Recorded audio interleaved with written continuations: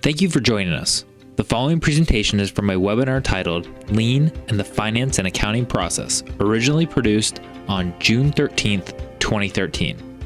The presenter is David Blain with McKonly Asbury. Please enjoy the presentation and visit us online at www.macpas.com for future events and webinars. Okay, thank you for joining our presentation on Lean and the accounting and finance function. My name is David Blain. I'm a principal with McKonly Asbury.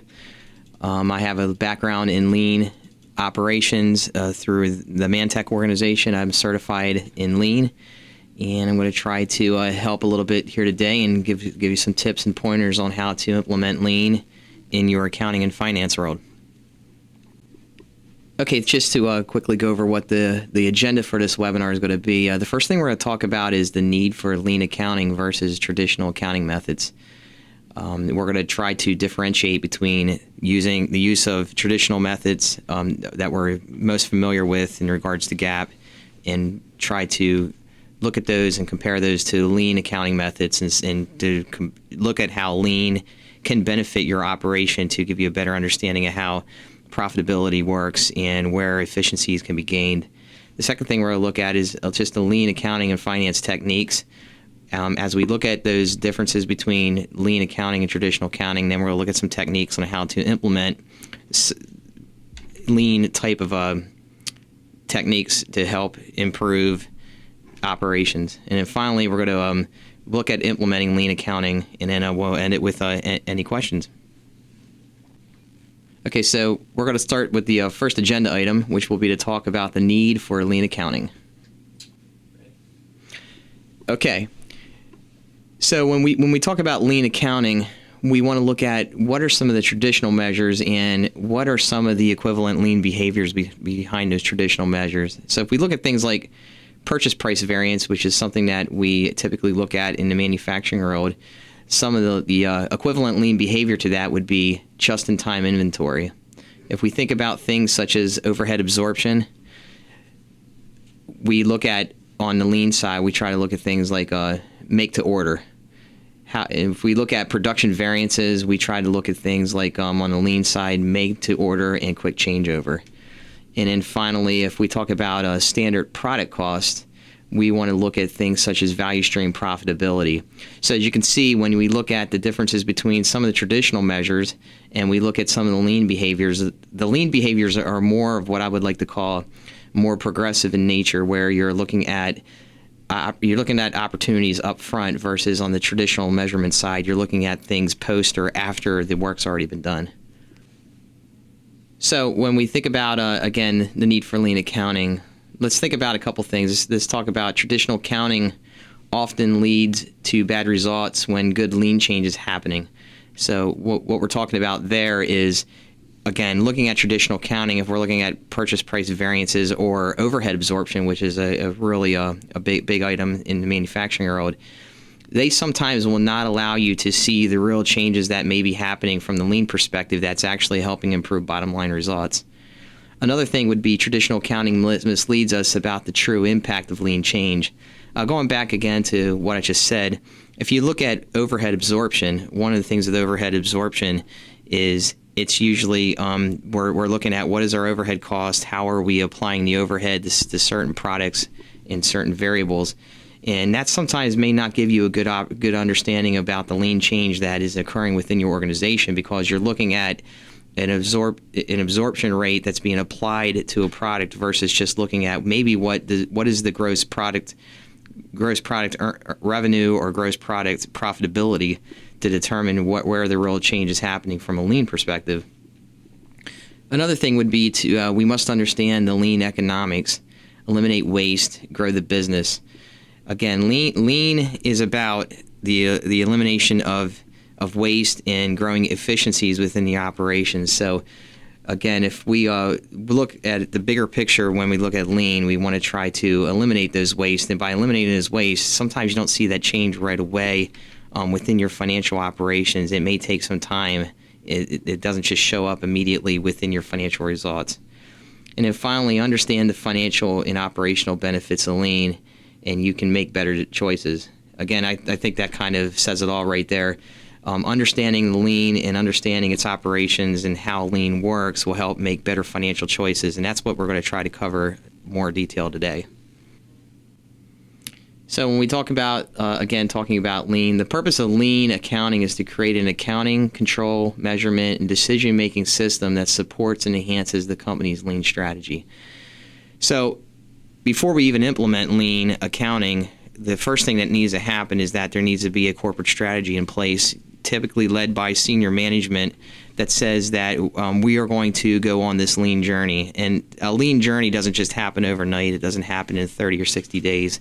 It's typically something that's going to take 3 or 4 years to get the lean journey going, to get the employees to embrace it, to understand its benefits, to ensure that the organization sees the benefits from lean. Lean accounting is not an additional system. Again, with lean accounting, we're not talking about buying additional software, buying something different in regards to how you want to track your accounting and costing. This is a mindset and a change in operational thinking, and it's not an additional system that's being put in place. Where lean accounting replaces the traditional accounting methods. What we're going to try to talk about today is the idea of trying to get away from some of these traditional methods of cost accounting and absorption costing, and try to look at things more from a lean perspective and a lean operation, where we're looking at what is the sales, what is the direct cost of the product, what is the profitability of the product. And then finally, lean accounting is itself lean.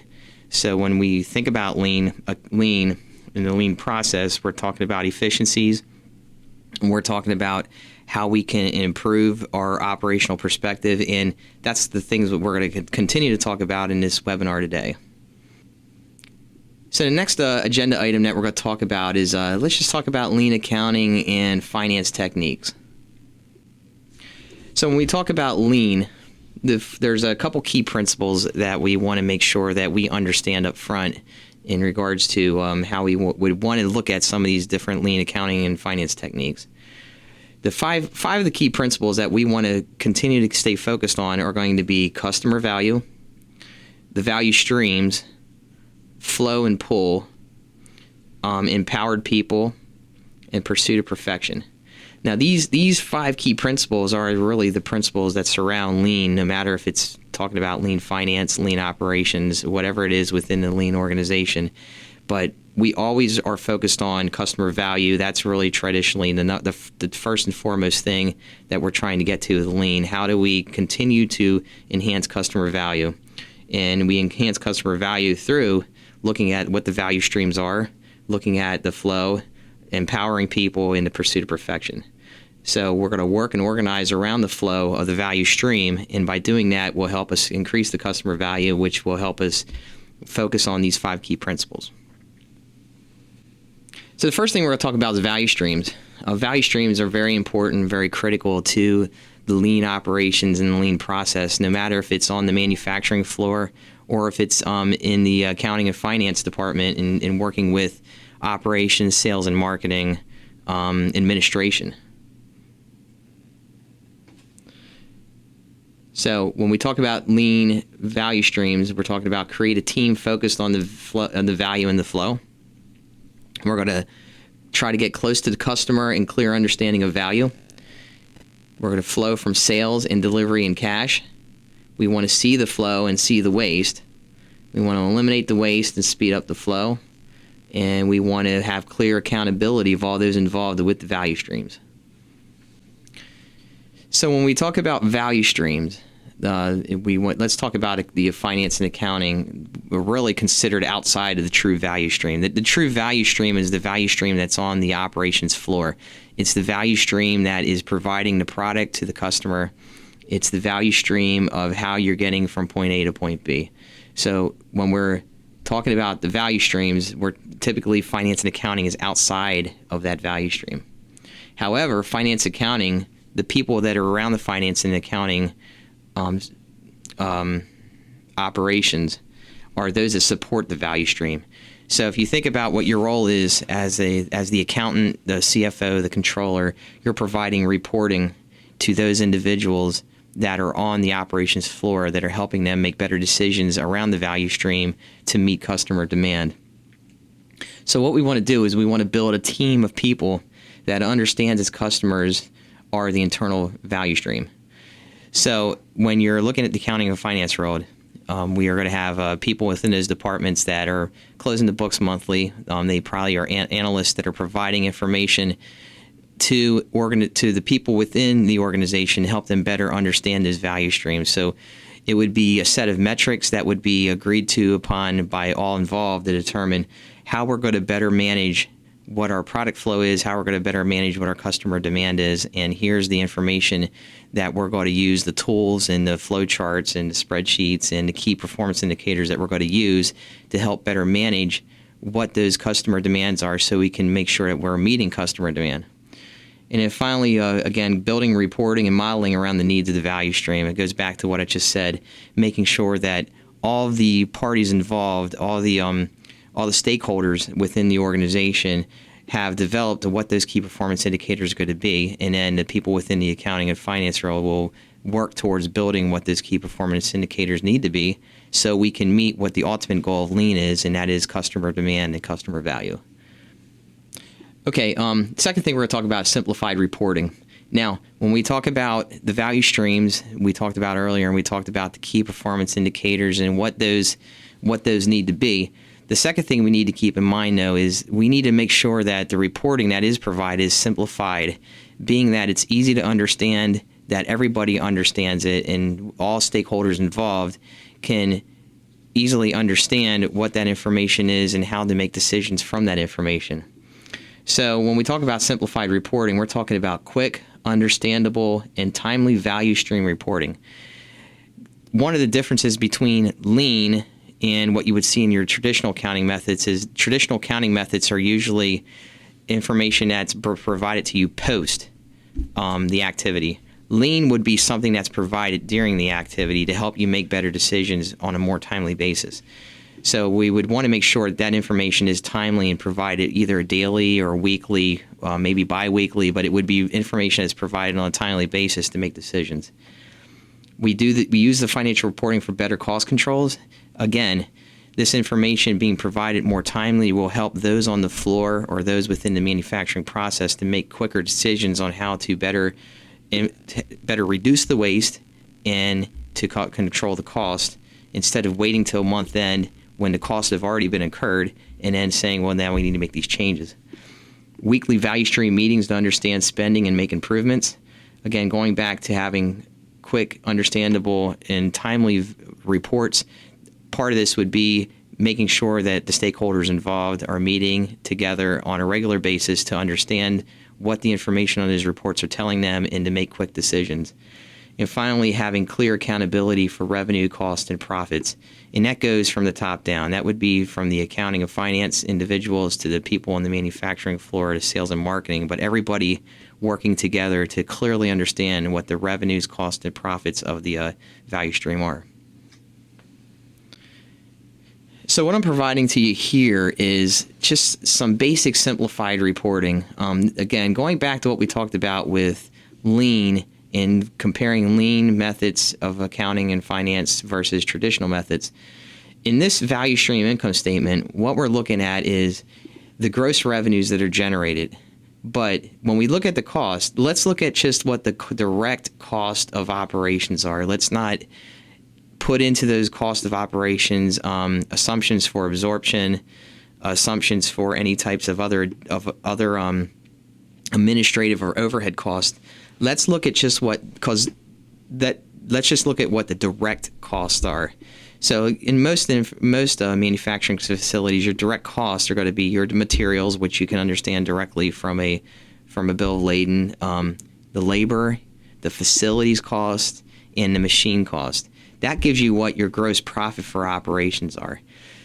The absorption cost and a lot of the overhead charges, there are charges that you're going to have no matter what. And the reason why we don't want to include those charges in here is because sometimes what happens is that when you're trying to overlay those costs into a product line, you may overcost that product line depending on how much actual work has occurred within that product line from an overhead perspective. So from a lean perspective, what we're trying to say here is let's look at just what the direct cost of operating this are and hold out any types of variable costs that are from the overhead or from a back office perspective, and keep those set aside as separate costs. And let's just look at the direct cost of operating this line. So when we talk about simplified reporting, what are the benefits? Well, the benefits of a value stream income statement are going to be that, number one, it's understood by everyone.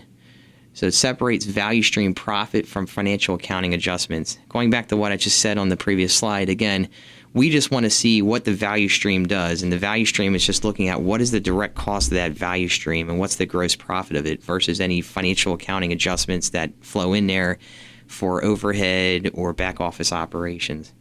Second thing is it provides an accurate cost information.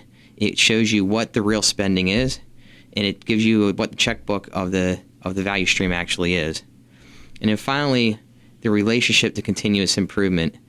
Looking at the value stream income statement, the relationship is that it's looking at eliminating the waste and reducing the actual cost by looking at this is what our costs are, or this is what our revenues are on the top line, and this is what our direct cost of operating this line are.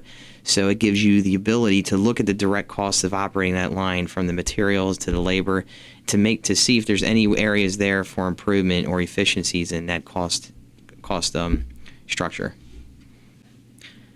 Okay, third thing we want to talk about is weekly problem solving. So weekly problem solving drives improvement. I think we see that in our own businesses. We see that every day of the week, that if we are staying on top of what the problems may be, we can drive improvement right away instead of turning a blind eye to it and waiting for a month or 2 months and hoping that it will improve. So the couple things that we want to think about are a visual display of measures. Again, there's the one thing with a lean is having whiteboards, where on the whiteboard we'll give you the 4 or 5 key measurements that you want to look at every day to better understand how the operation is working and how it's comparing on a day-to-day basis. The other thing would be measures updated in the value stream. Looking at the value stream and looking at the value stream mapping that's done. Any types of times we have measurements, let's look at those measurements and let's update them to the value stream. Weekly value stream meetings to analyze results. Again, going back to what the key here is, weekly problem solving. The best way to do weekly problem solving is to get all the stakeholders that are involved, that are part of the process, and get together at a minimum weekly to better analyze what the results are of the reports that are being produced and the key performance indicators, to allow everybody to give some feedback and to also make recommendations on how we can better improve that value stream. And then finally, with weekly problem solving, it allows us to identify what the root causes are and solutions created. So with weekly value stream meetings, we can more quickly identify what may be those problems that are occurring on the line, and allow us to better create the solutions that need to be there to improve the efficiency, to drive out the waste, and do it on a ongoing basis and on a quick turnaround basis. Okay, the fourth thing we want to talk about is box scores. So when we talk about weekly problem solving, and we talk about a lot of these whiteboards that you see in a lot of operations that are lean, where it gives you what the KPIs are and what they're being measured on a daily, weekly basis, some of that stuff comes from box scores. So box scores do a couple things for us. Number one, that allows us to see the true performance of the operation capacity usage, and it allows us to look at it on a financial basis. The other thing that box scores can provide us is keys that drive good financial outcomes. Again, the whole goal of lean accounting of finance here is to provide the information that will allow the business people, the managers, the operations people, the sales and marketing people to make good financial decisions, in which you as the finance person can be the ones to help drive what those decisions need to be. Finally, again, making good and better business decisions. It will allow you to see the true impact on the value stream, and it will allow you to see the true impact on the value stream up front and immediately. Second thing is it will validate up-to-date information. evaluate many scenarios and what ifs, and it will help to standardize work for decisions. And when we talk about box scores, we want to make sure we understand value stream performance and make good decisions. That's ultimately, at the end of the day, what we're trying to get to here. So as we continue with box scores, hopefully this little flow chart makes some sense to you. But when we talk about box scores, we're talking about improved process capabilities. And as we improve process capabilities, what we'll do is we'll create an opportunity for added demand. Okay, again, simple concept, but if we improve efficiency, we should be able to increase capacity in the operation, which should allow us to increase that opportunity for demand. Second thing is improve value provided to the market. And by doing that, obviously, if we improve value provided to the market, we're going to increase revenue and cash flow, which is ultimately, at the end of the day, what we're trying to get to here, increasing revenue, increasing cash flow. And then finally, it's the relentless elimination of waste. And by us constantly focusing on the elimination of waste, what that will do is it will help us reduce cost and, again, increase cash flow and ultimately increase profitability. And that in and of itself is really what Lean is all about. It's the relentless elimination of waste. By doing that, it's going to help you increase your cash flow and increase your profitability. So when we look at box scores again, when we think about some of the operational and capacity measures, we talk about things such as units per person. We're going to look at things like on-time shipments. We're going to look at what our average costs are. We're going to look at what our accounts payable and our accounts receivable days are. We're going to talk about productivity time. We're going to talk about what is the non-productivity time. And we're also going to look at the availability of capacity within the organization.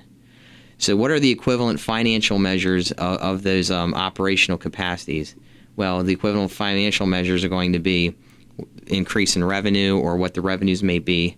We're going to look at what the material costs are. We're going to talk about what the value of the inventory is and how much cash flow do we have tied up in inventory. We're going to look at what the value stream profitability is, and we're going to look at the value stream profitability based on that value stream income statement that we talked about a little bit earlier. And then we're going to want to focus on what the value stream return on sales are, because that return on sales will tell us a little bit more of what our efficiencies are and what our cost per sale is. So the fifth thing we want to talk about is value-based pricing. So a lot of times what we try to do when we price a product is we say, okay, here's what our costs of the product are and our direct costs of the product are going to be, and here's what our overhead on the product's going to be. And then we say, okay, here's what our standard base costs are, and we're going to apply some type of profit margin to that to get us to what we think the price should be. What we're going to try to talk about with value-based pricing is kind of we want to look at this kind of in an opposite direction. Let's look at what does the price actually have to be? What do we need it to be? And let's focus what our costs around that are going to be. So we're going to say if the price needs to be $10 and we need to make profit of $2, the cost can only be $8. So how can we build that? How can we build a costing model around the price point of $10, which is the customer's price, the customer demand price? So when we talk about value-based pricing here, we're saying price and cost are not related. All right, that's old methodology, old traditional thinking. But in value-based costing, we want to look at it as price and cost not being related. We want to say price is determined by the value created to the customer or for the customer. So we want to understand what is the customer willing to pay for the product, and see if we can build something around what the customer is willing to pay for the product based upon whatever our costs may be internally. We need to have a deep understanding of what creates value for our customers. Again, a lot of times we don't spend that kind of time to try to understand what is valuable, what does the customer see as valuable, and what does the customer not see as valuable. Let's make sure that we focus on whatever the value is to the customer and do value-based costing based on that. And then we want to differentiate customers, products, and markets based on value. So again, talking a little bit more here about value-based pricing, what are some of the primary drivers of value for customers? Well, if we look at, if we were to put ourselves in the customer's shoes, let's think about, what does the customer want? Well, first thing is the customer is going to want direct financial benefit, correct? The bottom line is even you as a customer probably are looking at how, whatever service I receive, how can it benefit me directly? So we need to kind of look at what the customer's direct financial benefit's got to be. The second thing we want to focus on is customers of the customer and what direct financial benefit may they get from the services or the changes in our pricing mix that we may have. Again, looking at your customer wants to make profit, but your customer also wants to make sure that their customer is profitable as well, and in return, they're receiving a profit. Finally, our next thing we want to talk about is risk reduction. If we are focused on the value to the customers, it will help us reduce some of the risk involved in the production of the product. It will also help us reduce some of the risk in regards to whatever our profitability may be at the end of the day by looking at it more from the perspective of what does the price need to be and the cost around that price versus what are the costs, and then developing the price from there. By doing this, it's going to provide a little bit easier business. It will give you some ease in doing business with your customers because you'll have a better understanding of what your customers' needs are and what your customer focus is. And finally, the intangible issues. And what I mean by the intangible issues here is by working with your customer to better understand your customer's business model and helping your customer become a little bit more profitable, that customer may be more willing in the future to work with you, even if your price is a little higher than your other competition. And the reason why is because the customer knows that you are working directly with them and you are looking out for their best interest. So when we talk about intangible issues, it's the long-term impact of these value drivers that may help improve your relationship with your customers, which will make that customer a long-term relationship that will provide less price focus and more relation focus, which will allow you to become more profitable. So when we talk about value-based pricing, really at the end of the day, what we're talking about is the voice of the customer. We need to understand what the customer needs and what the customer is willing to pay for us to be able to build a product for them that will be profitable on our end as well, and build the cost around what the price point is going to be. So we want to understand the customer's value proposition, and we must listen. This is a pretty much a basic business assumption across the board, that whenever you're working with a customer, you want to make sure that you listen intently to what their needs are and try to help build a product or a relationship based upon listening, focus, and understanding of your customer. The voice of the customer is a systematic way to learn what the customer values, why they value these things, and how much they value them. So again, when we talk about value-based pricing, it's saying that let's understand why the customer is willing to only pay X dollars for a product, or why the customer will pay this amount for the product, to help us better provide or better structure what that product's going to be so we're more profitable internally. Finally is from this we can calculate the value we create for the customer, set a value-based price, and decide what the target costs are going to be. A good example of what we're trying to talk about here of value-based pricing is in the home building industry. A lot of home builders will, when they build their houses, they will build spec houses, and inside those spec houses, there'll be certain amenities that they put within the house. Maybe it's a large chandelier within the entryway, different types of lighting, or certain lighting that is kind of their base for putting in the house.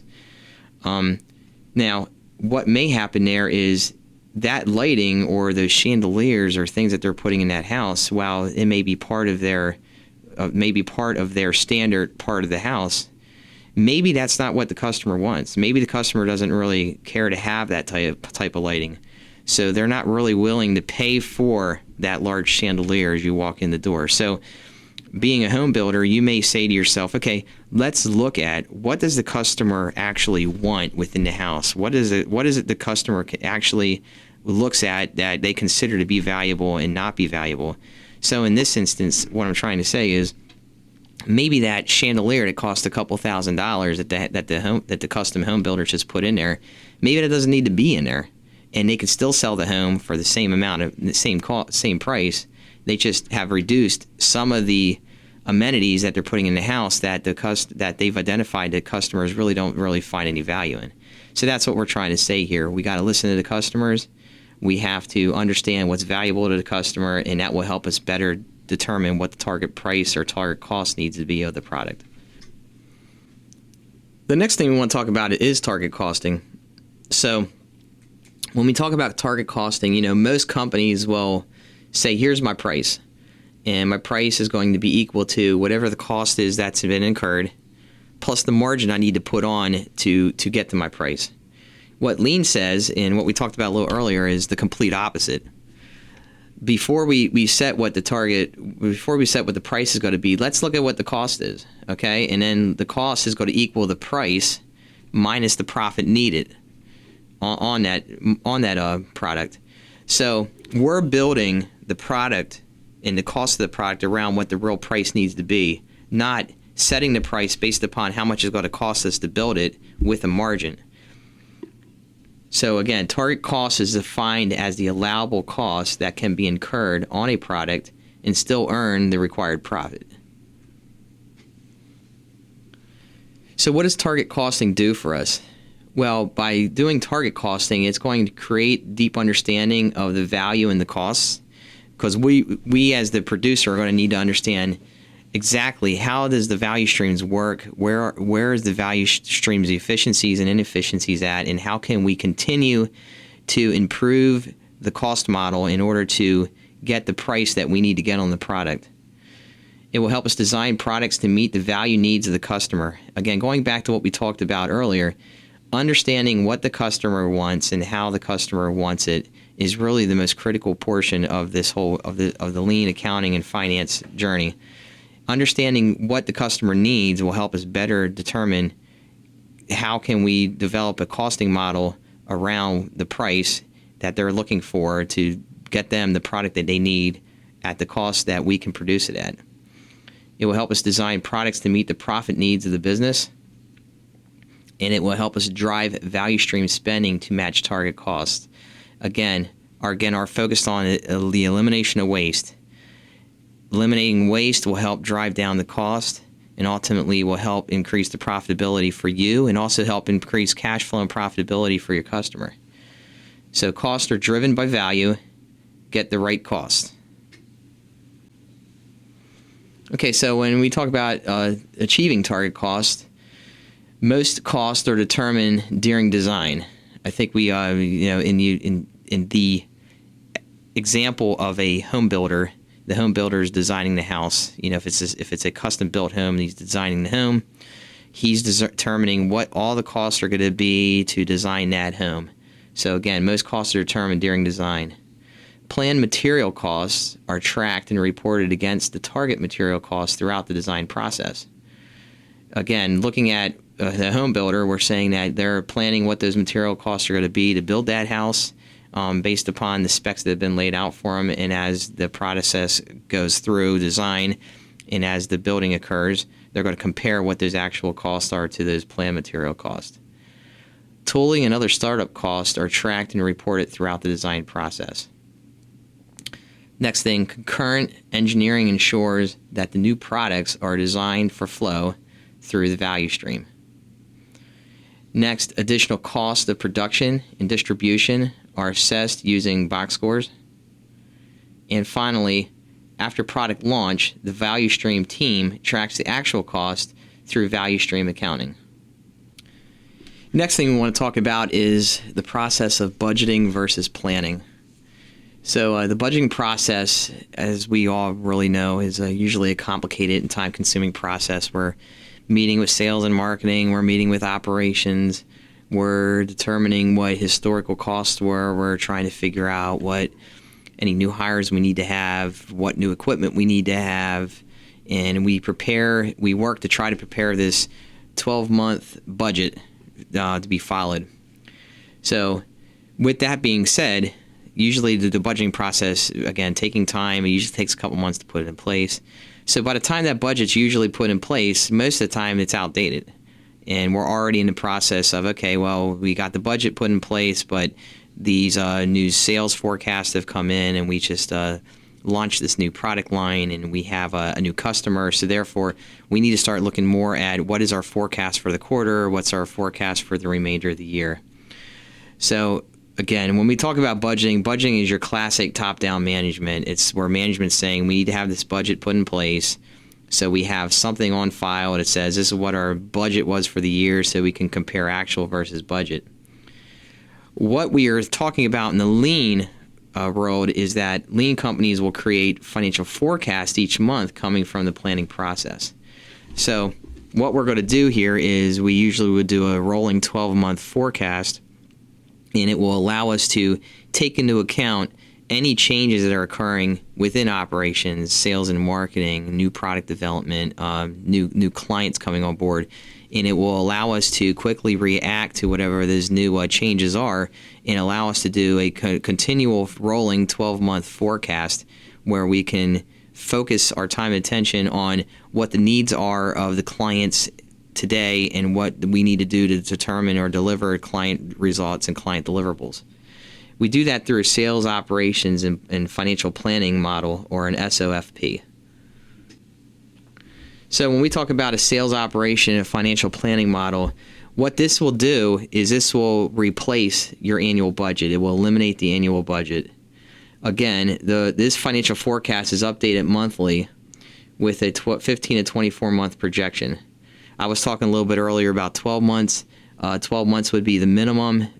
What you can do, though, is do this over a 15 to 24 month projection period, which will allow you to have a rolling cash flow and rolling profitability analysis. It's usually authorized by your executive leaders and your executive team leaders. The financial forecasts then are relevant, accurate, and timely because the teams that are put in place between sales, operations, and financial planning are individuals that are meeting usually on a weekly or monthly basis to look at financial results, to look at changes in operations, and then incorporating what those changes in operations are into your financial forecast to better determine what the profitability and the cash flow is going to be. So by doing all this and wrapping all this up, but basically what we're doing is we're providing better control and accountability at all levels, whether it's from executive management to operations to sales and marketing. It allows everybody to be held more accountable for better operational controls and better pricing, better costing of products. So when we think about the SOFP process, this process in general has continuous improvement already built into the process. And again, lean is all about continuous improvement. Again, going back to the elimination of waste through continuous improvement to increase efficiencies, to ultimately increase operations and meet customer demand. So when we talk about this process, we're saying sales and capacity forecasts are reviewed for accuracy and bias, and projects done to improve. And financial results are reviewed for achievement using a financial report and a box score. Again, this kind of just wraps into summary everything we talked about in the first 6 bullet points or target points to get you to how we better forecast and understand where our operations are at. So now that we talked about a lot of the techniques around lean finance and accounting, as we talked about value-based pricing and we talked about budgeting and we talked about the value streams, let's talk a little bit about implementing lean accounting, because the implementation of lean accounting will help drive a lot of the processes that we talked about earlier. So when we talk about implementing lean accounting, the first thing we need to do is identify the roles and responsibilities of senior leadership. The thing with lean is that lean has to be driven by management and senior management. They need to be the ones that are bought into the process and are leading the charge for lean. That's how you get that's how you get the day-to-day folks, the people on the floor, the accounting department staff to really buy into the lean process. It's that management at a senior level is bought into the lean process and is a believer in the lean process. So the first thing you want to do is identify the roles and responsibilities of that senior leadership. part of that's going to be to include lean accounting and strategy development. As we look at the forecasting and planning model, we're talking about 15 to 24 months out. Part of that's going to be constant improvement, continuous improvement of the cost structure to try to determine where can we better improve efficiencies of the cost. And that's going to come from the people on the floor. That's going to come from the people on the line, the day-to-day individuals. We're also going to talk about assigning people full-time to lean accounting implementation teams. Again, lean is not one of those things that you're going to say, oh, we're going to put a team together and we're going to look at a couple of processes, come up with a report, put it in a book format, put it on your shelf, and that's the end of it. Lean is continuous improvement. I continue to say this. It's continuous improvement. It's a constant journey. The journey never ends. So you want to put people in place that are going to be constantly on top of the operations, and they're going to be people that are going to be an implementation team that are going to be continuous improvement type of people. And then you want to approve, sanction, and support implement plans. So in other words, as the people you assign to put these plans in place, you want to review those plans, and once they're approved, then you want to sanction, support the implementation of them, and make sure that you push the process forward. Next thing we want to talk about when we want to implement lean accounting is establish a formal implementation process.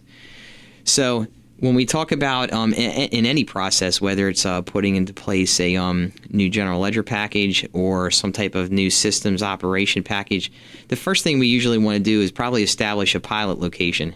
So when we look at lean accounting and we want to look at some of the lean techniques, let's establish a pilot program of sorts with maybe one or two of the different business lines and work with the business lines, work with the stakeholders of that business line to establish what the key performance metrics are going to be, what the reporting requirements are going to be, establish what the initial cost structure is, to see how we can implement the process and how we can improve with the implementation of the process. Second thing is assess and learn. Again, with continuous improvement with lean, this is something that will continue to evolve over time. So you're not going to get it right exactly first right out of the gate. It's going to be one of those situations where you're going to need to assess and learn, and through the learning process, you'll be able to improve your implementation and be able to improve your reporting and ultimately be able to improve profitability. Finally, full deployment. Again, with lean, it's not something that you can do part-time. It's not a situation where we're going to look at it this week, but next week we're going to be tied up with something else, so we're going to put lean on the back burner. Once you start the lean journey, you're in the lean journey, and you need to continue with the lean journey. So full deployment of the lean journey is very important. So the key to successful implementation is learn by practicing. So with this, let's talk about the benefits of a lean accounting system. So from the perspective of a profit assumption, we're going to look at increased revenue by providing superior value to the customers. Again, lean is about elimination of waste and continuous improvement, but it's ultimately driven by value to the customers. What does the customer ultimately see as value, and what do they see as most valuable? And from there is how you determine what your process is going to be. Once you determine what your process is going to be, that's when you're looking for the elimination of waste through the continuous improvement process.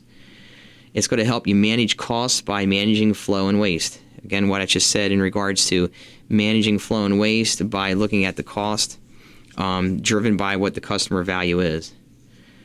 Next thing is the measures. Frequent reporting of process measurements.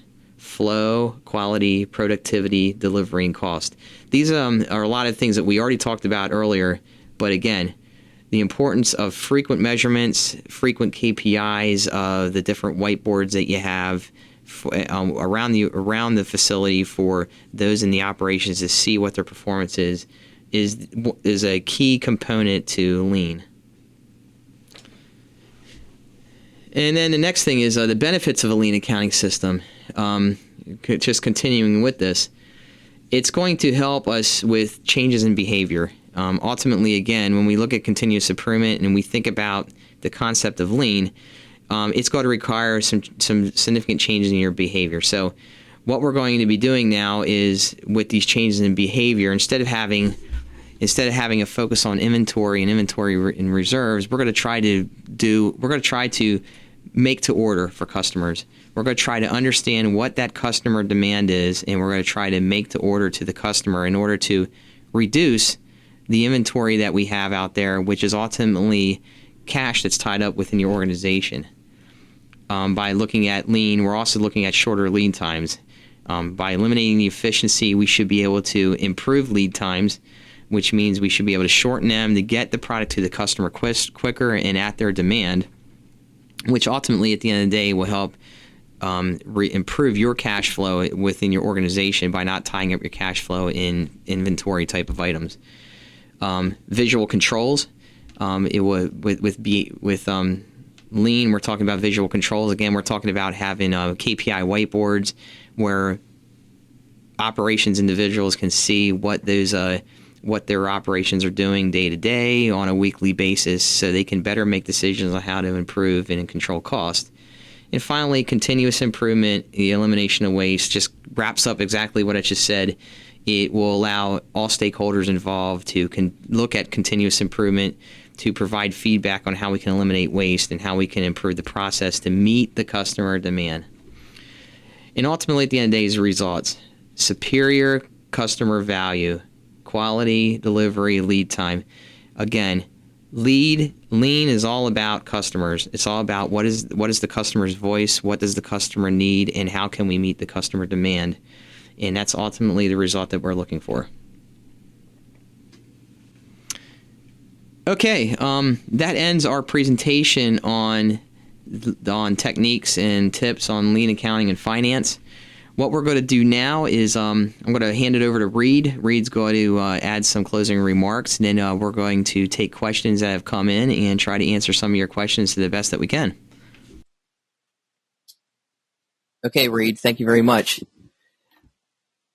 Just looking at some of the questions that came in here. The first question that came in states, you talk about lean financial statements in the world of GAAP reporting. How do you reconcile between both? And that's a good question to start out with. The first thing that comes to mind is that whatever we do with GAAP financial statements and lean financial statements, let's be cautious not to put this in a process where we're setting up two different types of financial reporting. Lean is definitely not about setting up different processes or setting up additional processes. We're trying to build efficiency into the process. So we want to be cautious how we go about lean reporting and trying to keep it in compliance with GAAP. The one thing I would say is that it is possible. I mean, it's definitely possible to set your financial statements up to be lean compliant while still being GAAP compliant. And it really comes down to, again, the setup and how you set up these financial statements. It's got to be a situation of how does your general ledger handle the ability to set up different cost codes or set up different types of structures within your financial statements between what is direct cost and what are going to be everything that's below the line versus I'm not sure, with some accounting systems, how the absorption is handled within that accounting system or how overhead is allocated within that accounting system.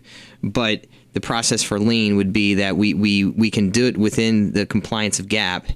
It's just going to be a matter of how you set it up. The second question that came in, it says, I understand the concept of pricing products based on customer value, but in reality, this seems hard to do. How do you overcome this?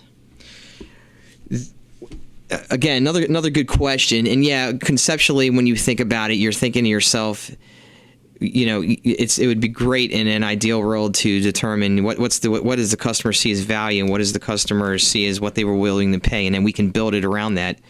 I guess it comes down to really the first question being if it is, when you look at the idea of what the customer is willing to pay versus what the value of the product is or how much it's costing you to build it, the first question that comes to my mind is that if you're determining that the customer is only willing to pay $6 for a product and it's costing you $8 to build it, then you should be asking the question of, is it really even worth building to begin with?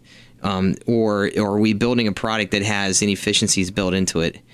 The second thought that comes to my mind is, if it's truly costing you $8 to build that, and the customer is absolutely only willing to pay $6, then the second question would be, is that customer really worth having? Again, Lean's kind of looking at everything from start to finish, from even the customer perspective, whether it's the customer we actually want to have. So if you've built the efficiencies into the process, the question comes to, if the customer is trying to lowball you, or does the customer really only see that type of value in the product? Again, the third thing that comes to my mind is just the idea of, by understanding what those true costs are versus what the customer value is going to give you a better handle and understanding on your own operations, and whether, geez, that customer is a big customer, is 50% of our sales, and we don't seem to be able to build this product at a profit margin that makes sense. So it will allow you to better understand your business and how you want to run your business. All right. The third question that came in here says, I work in a company that lives on budget to actual. How do I get my owners to look at rolling forecast versus budgets? I see this a lot, and you're right. We still live in a world that's still driven by budgets. A lot of organizations still do the annual, let's spend the last 2 months of the year, tie everybody's time up and do budgets instead of looking at rolling 15 to 24 month forecasts. I guess the first thing would be just education. Educating them on the importance of having a document that flows versus a document that's more static in nature. A budget's more static in nature. It's being set. It's being set, and then you're just saying to yourself, I'm going to compare my results now throughout the year to that budget, even though the budget assumptions may be completely different than what your actual results are through the year. So just trying to educate would be the first thing. Second thing is, show them the numbers. Show the numbers. Show the numbers as to, geez, here's what our budget had as our assumptions, and here's what we're actually doing for the month or the quarter. Show them the numbers of where the variances are and why the variances are being, that the budget variances are being driven by assumptions that were not built into the actual results, and that could help you show why it's important to look at forecasting and building forecasting models that roll versus having stagnant budgets. And then the third thing would be, discuss the use with the owners in regards to long-term planning, and that using forecasts actually are going to be better for your long-term planning purposes than using budgets. The reason why I say that is because in forecasts, they're more proactive in nature. When you bring new business in or new product lines in, you can then build out the sales forecast for those lines quarter over quarter, quarter for quarter, or year over year, versus a budget, again, that's static. It stops, and then you're doing actual results that may be different than that budget. Okay, let's see what the next question here is. Next question says, we have tried Lean in the past, and it seems to not hold traction with employees. How can I sustain this process? Lean's a top-down process, and that's how it starts. So you have to have commitment from the management at the top, and management has to show that commitment. They have to participate in some of the Lean Kaizen events. They have to make it a critic of the organization that, we are going to go on this Lean mission, and they have to practice it as well in their day-to-day life. So in order to try to get the employees to follow, the top management has to make it a priority that Lean is mission critical, and that we're going to continue this process no matter what. The second thing you might want to do too is you're going to have staff that are going to be resistant to Lean, and they're going to always be the ones that are going to try to derail the process. What you need to do is you need to try to identify those change agents that work for you, that will champion the process within the middle management or the workers in general. Getting those individuals on board with it to champion the process will help to alleviate any of the issues that may be on the floor, any of the concerns that may be on the floor with lean, and to try to get it should help with getting everybody on board to be participants in the lean process. And then the final thing is you just have to push through it and push through it the best you can. Never take your focus away from lean. Never, as I talked about earlier in the webinar, never say, well, this week we're going to work on lean and next week we're not. You always got to keep pushing through the process, and you got to keep pushing for the results of the process. By doing that, people are going to jump on board the train and they're going to ride the train. So again, pushing through the process to try to get the results that you're looking for is really the big hurdle that you need to get through. Okay, I don't see any other questions that have come through at this point in time. At this point, I would say thank you very much for attending the webinar. I appreciate everybody's attention to the webinar. If you have any questions, there's my contact information. And feel free to contact me at any time. And again, that would be it for this webinar. Have a good day. Thank you once again for joining us for this presentation produced by McKonly Asbury, Certified Public Accountants. We hope you join us and participate in our upcoming events. You can stay up to date with news and learn about our upcoming events by visiting us online at www.macpas.com. Thanks again and have a great day.